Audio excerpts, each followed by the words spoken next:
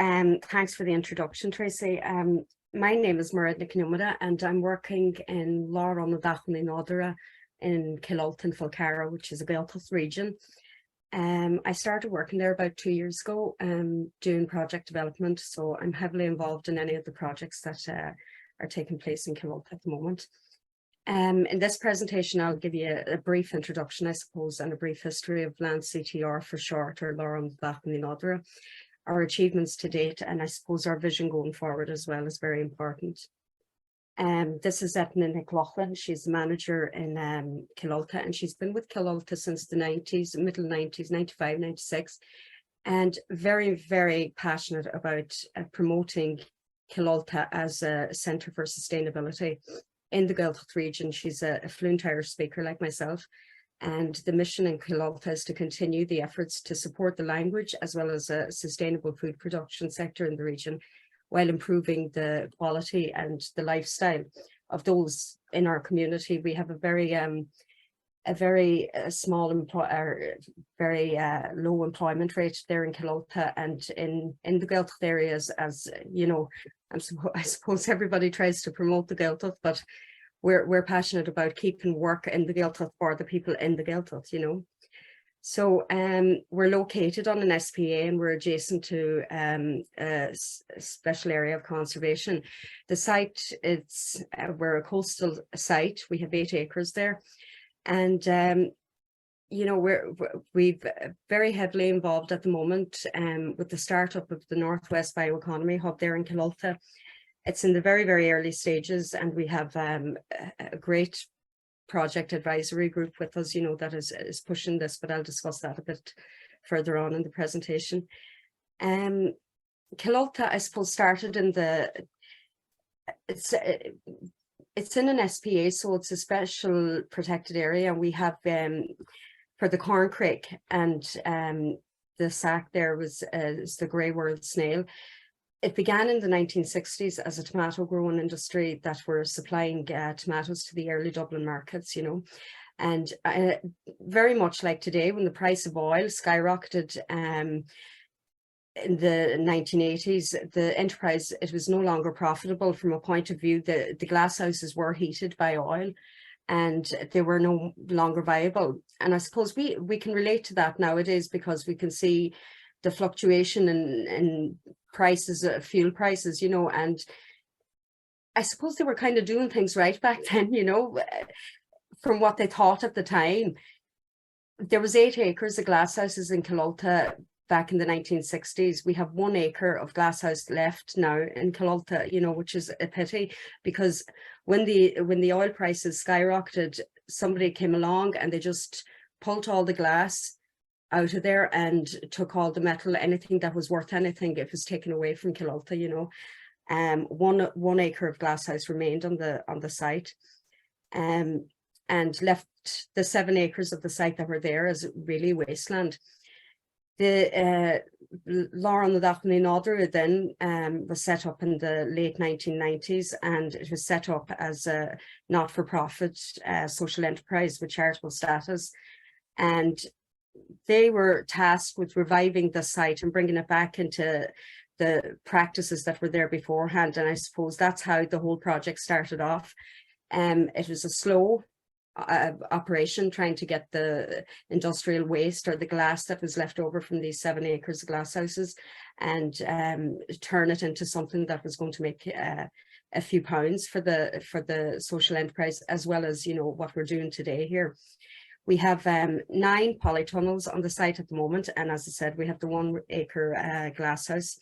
We have the bees there. We have multiple production fields through a project that I'll discuss a bit further on, and we are a centre for sustainability which promotes food sovereignty in the area. And building on that, I suppose, and the Northwest Bioeconomy, we want to be known as a demonstration site, you know, for the community and what they can achieve and what they can do, you know, in terms of sustainability and the bioeconomy. Currently, this is a picture of Killalta. Now, because we're on the coast, we're getting a lot of the rough weather, so a lot of the plastic there was blown off some of the polytunnels, as you can see, but they have since been replaced. We have the 1 acre of glasshouse left, and that was retrofitted using recycled materials. So it was decommissioned glass that went into fixing this glasshouse from the Netherlands. And the investment in that was 250,000, which was made by Udras na Gaeltachta. We have the 7 polytunnels, and we have 2 research polytunnels. We have our first commercial clients in on site now, which is Crop Biome, a spin-off company from University College Dublin. We have the rainwater harvest system on site, and that's utilising 2 on-site reservoirs and a filtration UV sterilisation system. Kilalta provides 100% of the watering needs for these glasshouses and these polytunnels that are on the site. And I suppose the UV filtration system and sterilisation system was updated within the investment that they had gotten for it. We have a packaging facility, which is the second. It's the, if you can see the picture there, the small building there with the white van outside. And we're proud to say, which wasn't a big, it was a big task for us to actually locate sustainable, 100% sustainable compostable packaging materials. So our packages are made from potato starch and beetroot starch. And the same with the labels that we put on the packaging. You know, it's trying to get things 7 or 8 years ago for sustainable packaging. It was just impossible. It's getting better, and we hope that, you know, I was kind of tasked when I started there to find this packaging, and I was thinking, geez, I'm never going to find it, you know. But I mean, as you go on, I suppose you learn.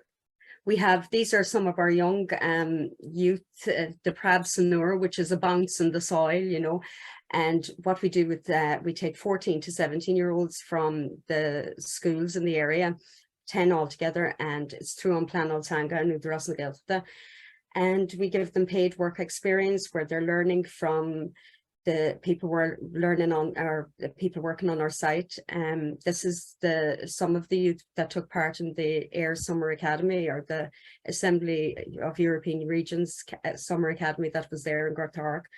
And they really were the stars of the show because they could relate. They were the voice of the youth in the area, you know, which was fantastic.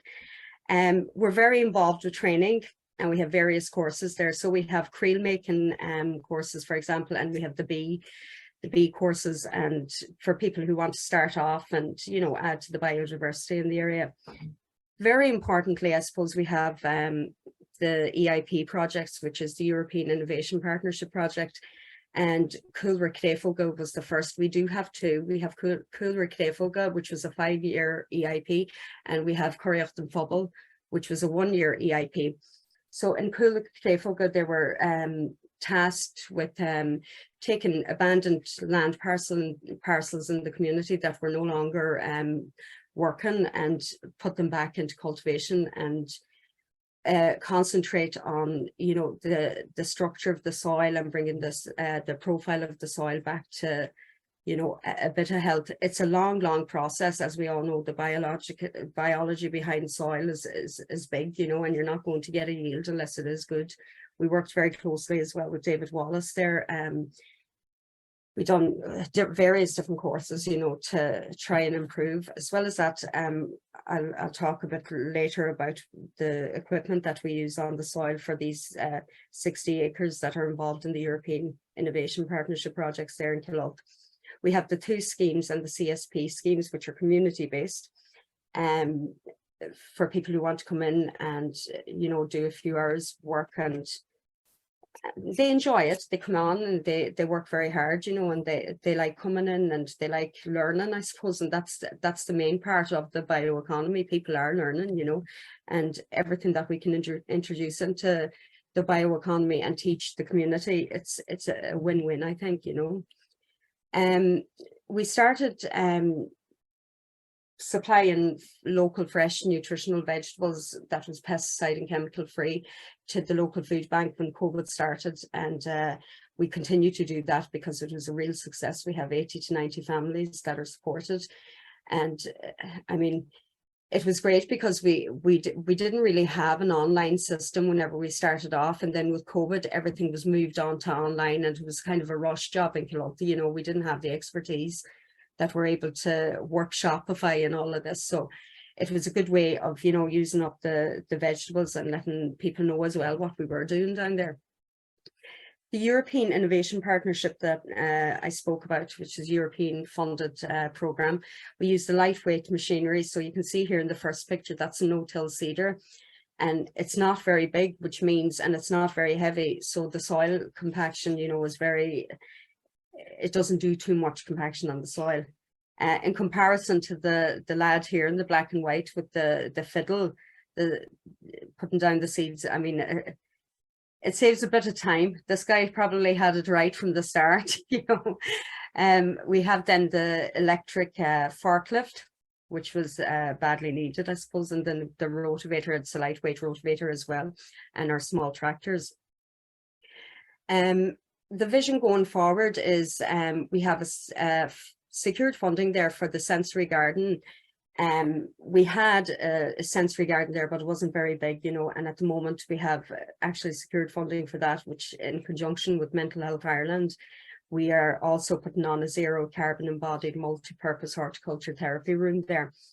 And this is going to be a nice space for about, you know, at a time we can have 10 people in here with mental health difficulties, and especially after COVID, that element of social inclusion is very, very important in our community. We have plans to do to add on to our site as well, which is the value-added plant-based production unit, which I think people will be able to experiment with different products or different vegetables and hopefully bring something to market, you know. Along with the sensory garden there and the multi-purpose horticulture therapy room, we have an area set out where we're using the solar panels to supply the power to the horticulture room. And this is a GUG, and we have secured funding for the GUG as well, which is an anaerobic digester.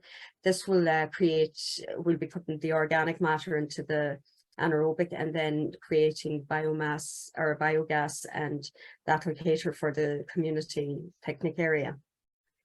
And it's a good way of demonstrating what you have in terms of renewable and going forward. I think that's the educational part of Kilolta is as beneficial to the community as the training and the employment and the escape away from, you know, and connecting with nature, you know.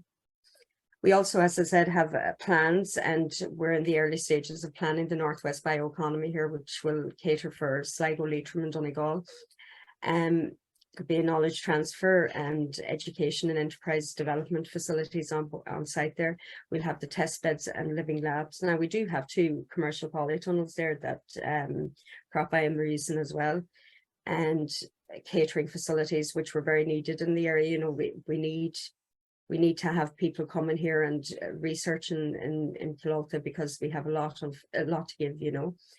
The enterprise units, it's going to support employment in the area, and then obviously the members facility, which would be very important.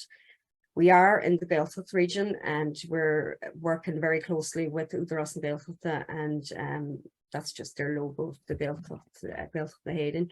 They also have Blas na Héireann, which is our taste of the Bealtacht, and that's as important to us, I suppose, as developing the bioeconomy and ensuring that, you know, sustainable produce is on site in the area, you know, that it's beneficial. We work closely with Professor Fiona Doohan there in University College Dublin. We're funded through Enterprise Ireland, and Údarás na Bealtachte and Donegal County Council we're in a decarbonisation zone as well, I suppose, and Donegal County Council support us as well in that, and Momentum Consulting and Leitrim. And to thank you, Tracy, for giving me an opportunity to share our story in Laurel na Dachni Nodra, and I think it's very important for as a demonstration site as much as a knowledge transfer site, you know,